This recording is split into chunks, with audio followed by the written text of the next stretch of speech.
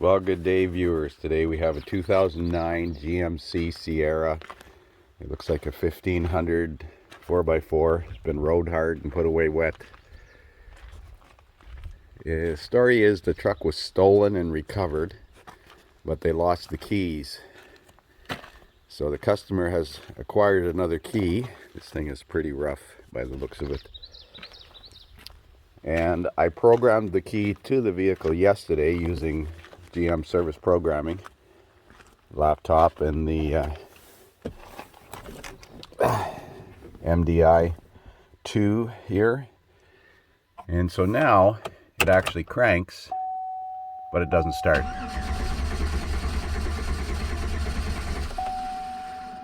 Check engine light comes on. I don't see an RPM signal on the tach. So we're going to put the scanner on it here and see what kind of codes it has to offer and look at some data. Okay, this is a new vehicle record. Let's see if it automatically IDs. I don't know what it's got on it for mileage. Service StabiliTrak message, service airbag message, hood open message, service traction control, service StabiliTrak. It's got 347,000 kilometers on it. Okay, let's do a code scan.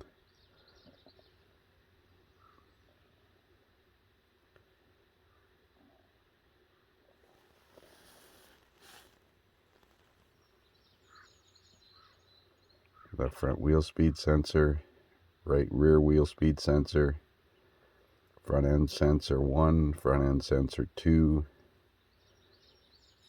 fuel pump module responded, no codes, instrument cluster responded, no codes, keyless entry, no codes, passenger presence, radio.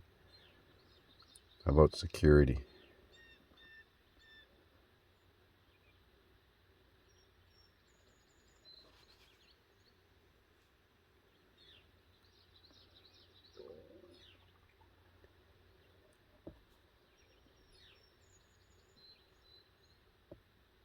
Come on, you can do it. It's saving the report here.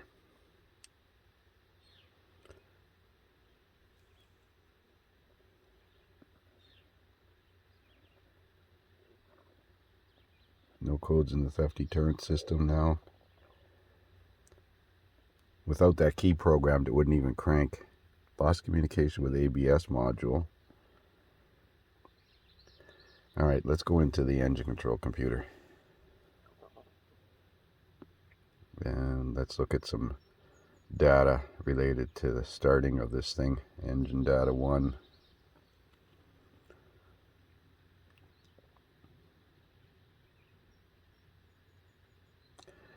Engine speed, let's see if we got an RPM signal. Coolant temperature is 14 Celsius, which is realistic.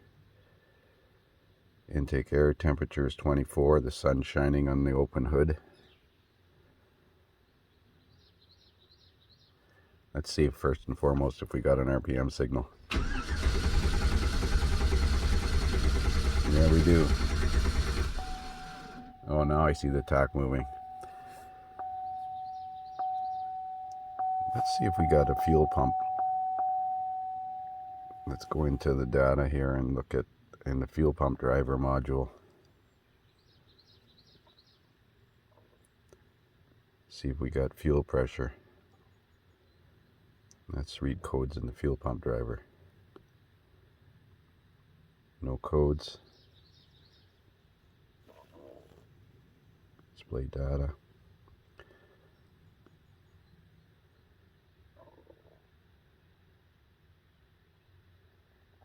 Desired fuel rail pressure is 57 pounds. Actual fuel rail pressure is 57 pounds. Fuel pump signal command.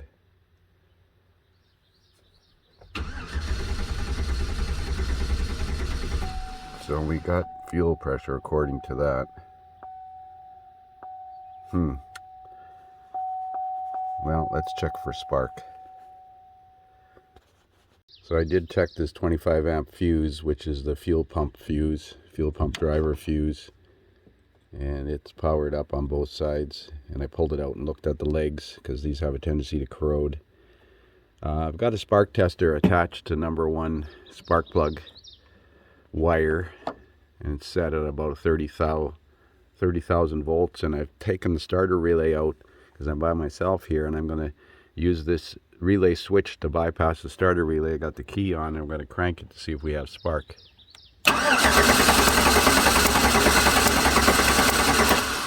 Okay, we've got good spark, so that means we got to check the fuel pressure, even though it says it's good. I'm not sure if this actually has a fuel pressure sensor on it or if it's theoretical. I'm going to put a fuel pressure gauge on it. So I've got the fuel pressure gauge hooked up to the fuel pressure test port on the right side of the fuel rail, and very little fuel came out when I put the gauge on, which is a bad sign. I'm going to crank it and see.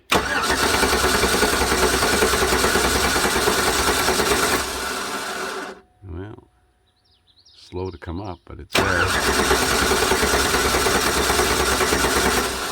Let's see if we got injector pulse. I was on the scan tool looking at injector pulse.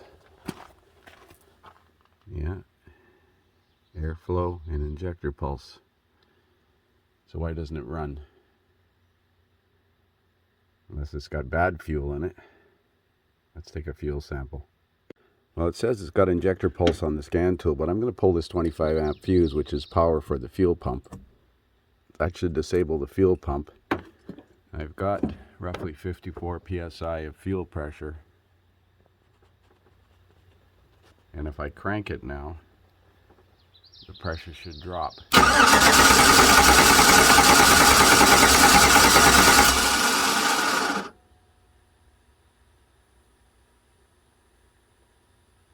I'm not sure the fuel pump actually quit. Maybe I got the wrong fuse here. I thought I could hear the fuel pump running. Let me double check that fuse. So that 25 amp fuse is not the fuel pump fuse. According to this information here, fuel pump fuse is fuse 20, but it also shows a fuel pump relay, which it doesn't have, next to the park lamp relay. And this is for gas and this is for diesel. So let's see, where's fuse 20? 21, 20, right there. And fuse 20 is 20 amp. So that's 25. This doesn't make sense. This is only 15 amps. But I heard the fuel pump run when I cranked it that last time. So that would explain why the fuel pressure didn't drop. Let's try that now.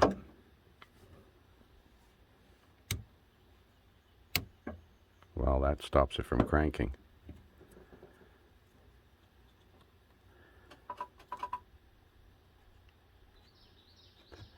Oh, I'm in the wrong one.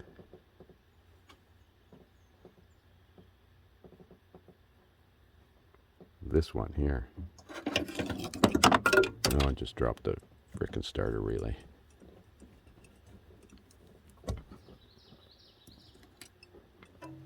That 20 amp fuse right there, or 15 amp fuse on this one.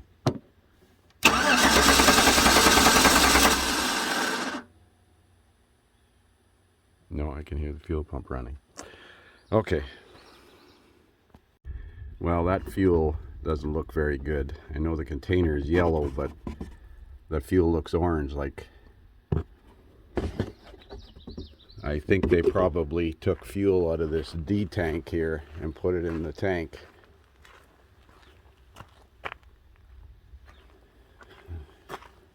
I'm going to connect an alternate source of fuel to this thing and see if we can get it to start.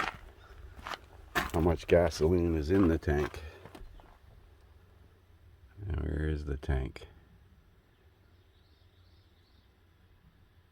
Just under a quarter tank, about 1/8 of a tank. Let's hook up an alternative fuel source. Okay, so according to the service information, the fuel pump fuse is fuse 21, FSCM, fuel system control module, not fuse 20. This cover applies to multiple engines, maybe if it's got the 4.3 V6 or the 4.8. So fuse 21. Where's 21? It's this one. Let's see if we can kill the fuel, because I got to run it on an alternative source of fuel. I got to kill the fuel pump. Let's see if that killed it.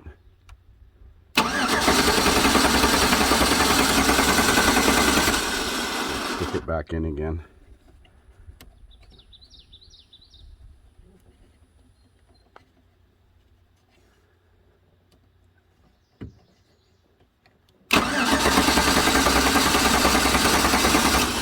Okay, so that's definitely the fuel pump fuse. Sorry for the glare outside. Working outside in the sun here, it's hard. So now when I crank it, if it ejects fuel, the pressure should drop.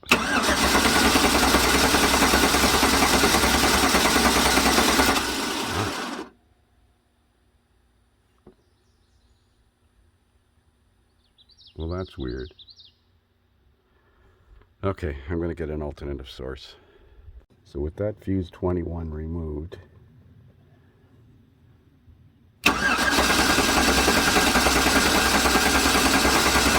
no fuel pressure. Got no fuel pressure, but it doesn't drop when I crank it. So that's odd. So I got my OTC injector flushing tool with gasoline in it and shop air connected to it and charged to about 58 psi. Connected to the fuel rail. Let's see if it'll start.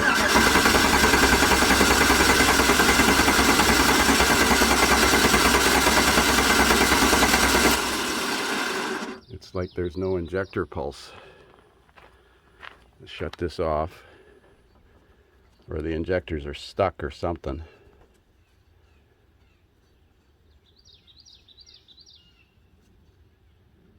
So now this fuel gauge is on the, so the fuel pump's not running. The injectors aren't delivering fuel. I'm going to try to command the injectors on. So we're starting out with about 56 psi of fuel pressure in the rail. And I'm going to use the injector balance test here in the scan tool. Yeah, continue. Please note each injector can only be fired once. Injector number 1. Record pressure, well, it's 56. I heard it fire, but the fuel pressure did not drop. I'm going to set up here. So I'm going to fire injector number 2 now.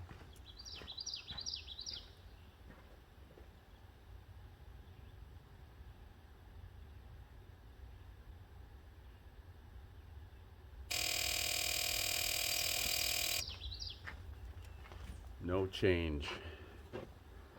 So wonder what they put in the fuel tank. I can hear the injector clicking, but there's no fuel delivery. I'll do the rest of them.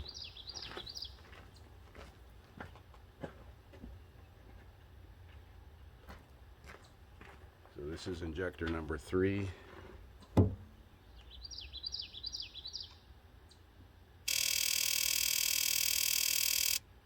That one delivered fuel.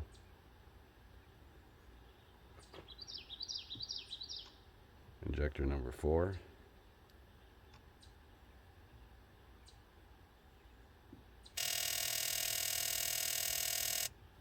That one delivered some fuel, but it's still not dropping like I would have expected it.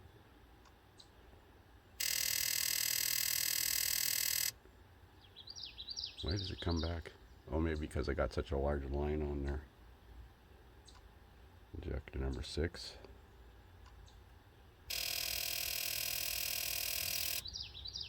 Some fuel.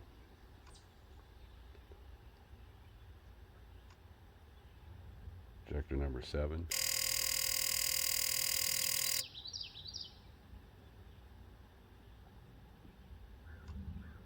got the valve shut off on that fuel flusher.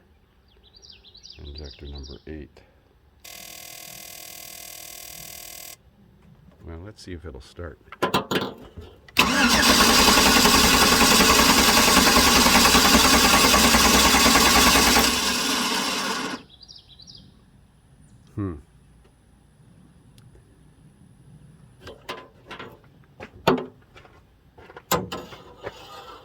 This is off.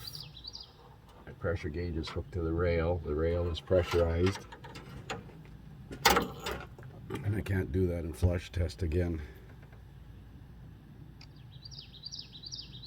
until I start the engine.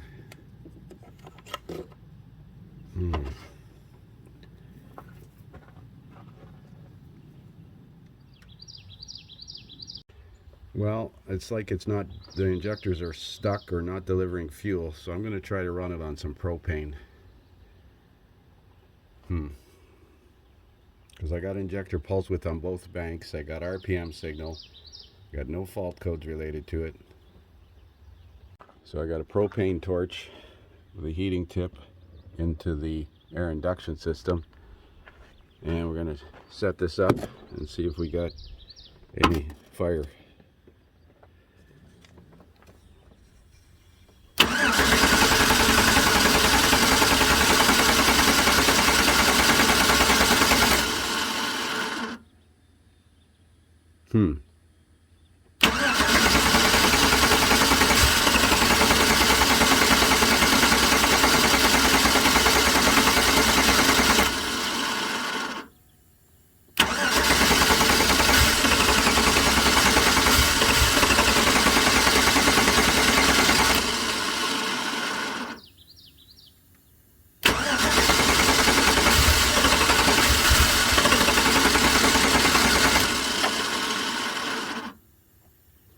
Not enough propane, maybe?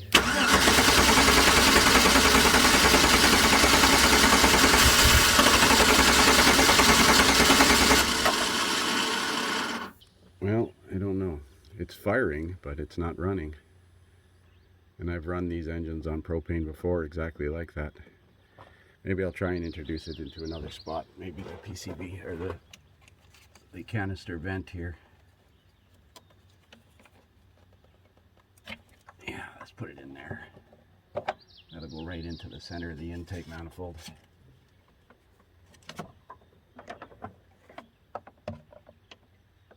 I have to get a hose, a piece of hose.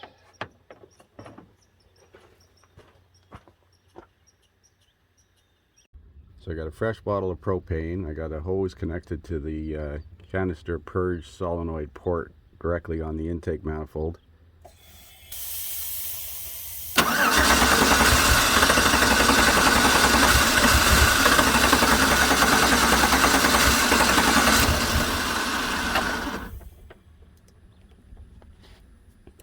This valve's leaking on my tank.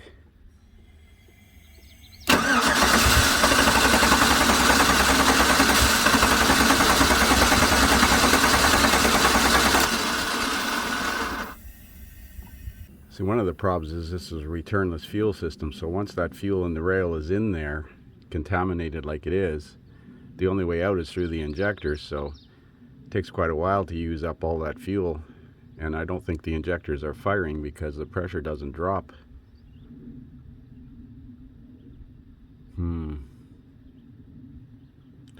It's trying to fire.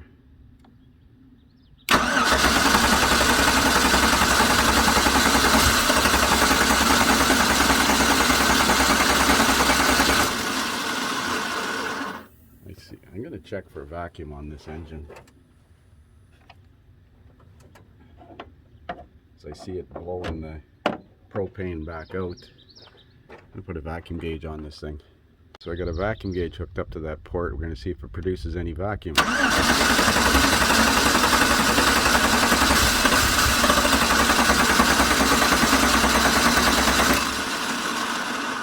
little bit.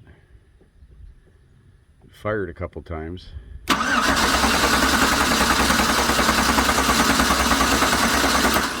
Wonder if I can run that injector flow test again. I got injector. I don't know why it won't run on propane.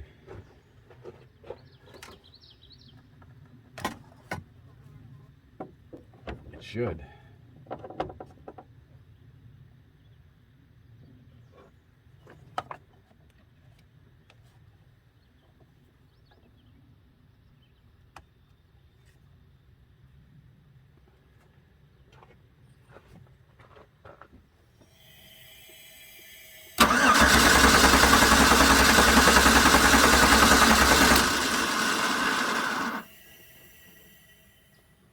Well, I checked for spark on number 1, but maybe I got to check for spark on the other cylinders too. So I'm starting to wonder if the plugs are just fuel fouled with diesel fuel, because I'm pretty sure that's diesel fuel that's in that gas tank. Because I got spark. This orange liquid doesn't have a smell of gasoline at all. Doesn't smell like diesel fuel either. So I'm going to pull a plug out and have a look at it. So there's the plug out of number 1. It's totally saturated. So I think they're just fuel fouled with that diesel fuel so that they're not firing. So we're going to throw a set of plugs in this thing and see what happens.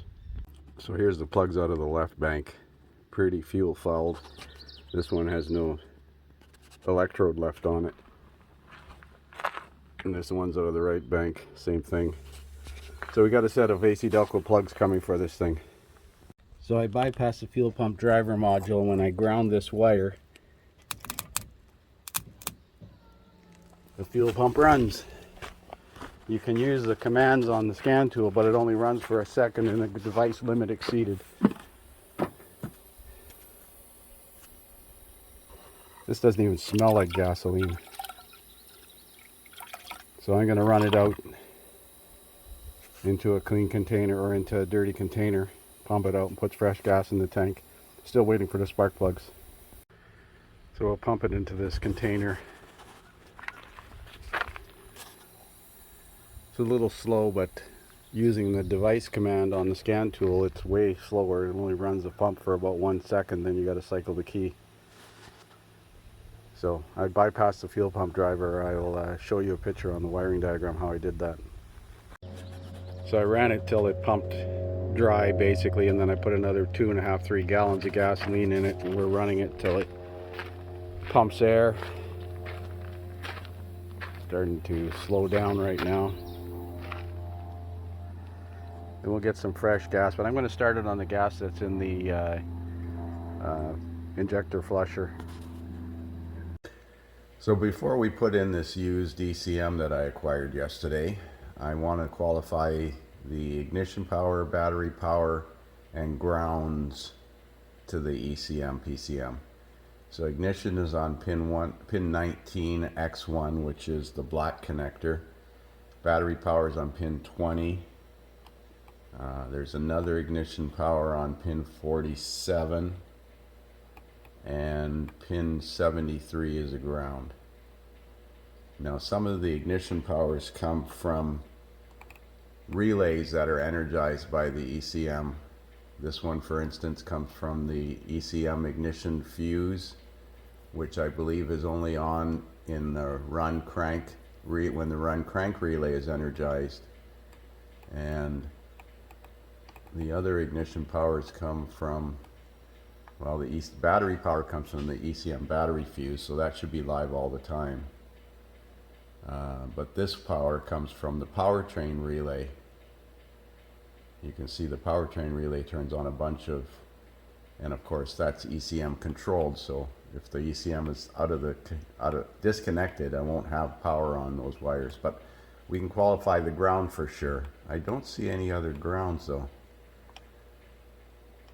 I wonder if X2 has any grounds in it. Come on, load already.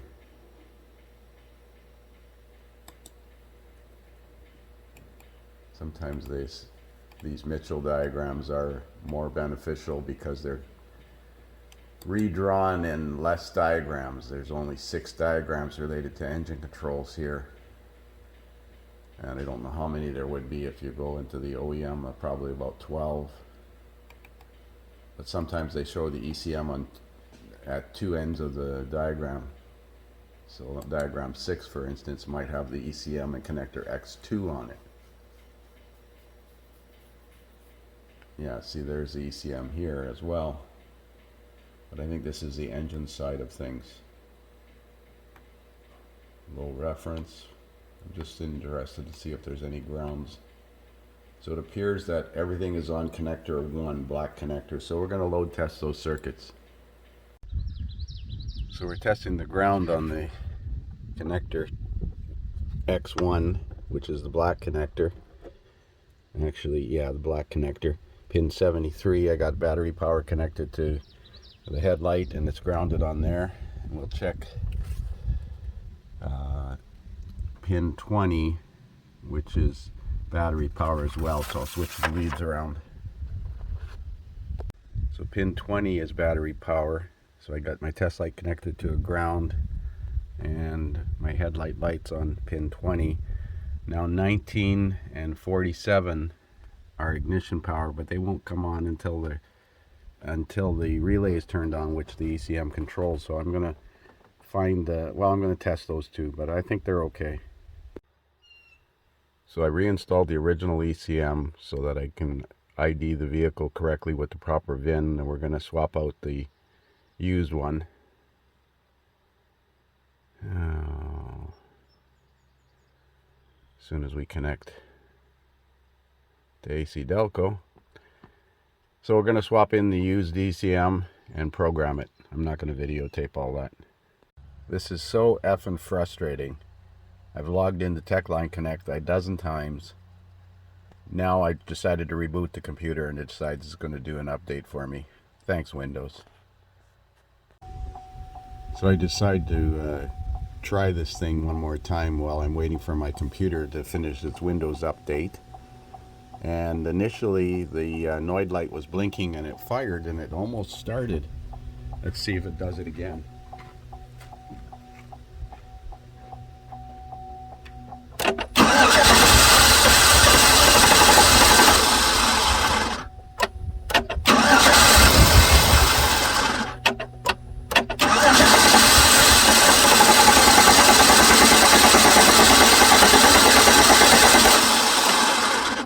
You can see that it blinks a few times and it stops.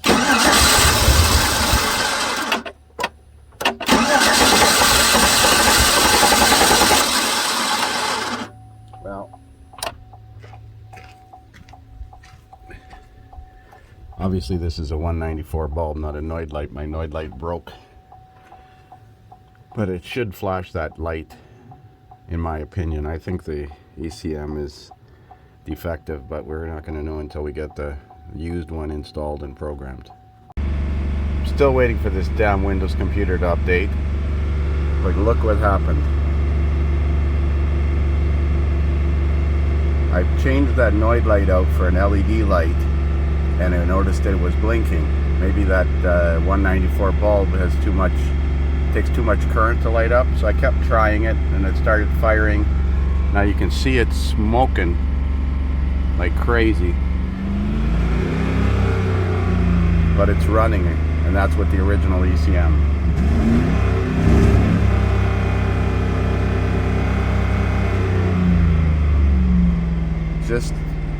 I think just diesel fuel in the fuel rail.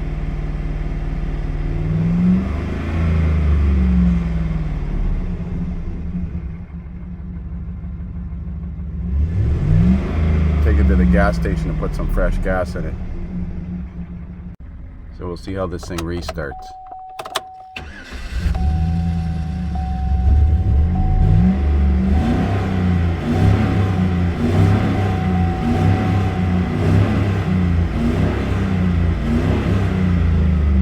Still got diesel fuel in the tank. So I'm going to go to the gas station and put some fresh gas in it, try to dilute it. So the check engine light is on, stability enhancement light is on, ABS and airbag lights are on, and I expect the check engine light is on due to the misfires on startup. I'm going to scan it and print a report. I'm sure he doesn't want to fix the wheel speed sensors or the crash sensors. But I filled the tank with gas, it's running fine, and I'm going to summarize the sequence of events here on this Fiasco.